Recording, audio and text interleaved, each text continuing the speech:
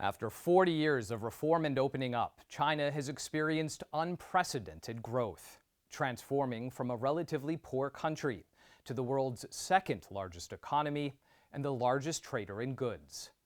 But it still has a long way to go before it becomes a developed economy.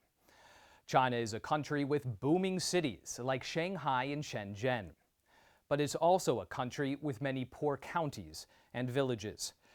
At the 19th CPC National Congress, the General Secretary of the CPC Central Committee, Xi Jinping, said China's international status as the world's largest developing country has not changed. A government anti-poverty campaign has lifted 68 million people out of abject poverty over the past 5 years alone. But as of 2017, over 30 million Chinese, the equivalent of half of France's entire population, still lived below the international poverty line, as set by the World Bank, surviving on less than $1 a day.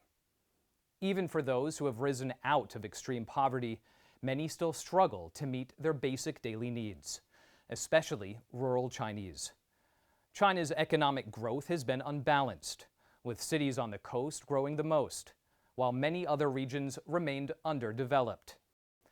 After a visit to the western province, IMF senior consultant Nigel Chalk pointed out in 2010 how remarkably diverse the country is. It is hard to believe China is a developing country if you've only seen Shanghai. But further inland, things look completely different.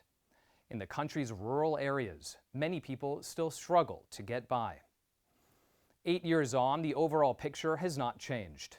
China faces the same problems that all other developing countries do. Most Chinese spend a high portion of their incomes just on food. They have a hard time finding good quality health care, face pollution, and welfare benefits are few and far between.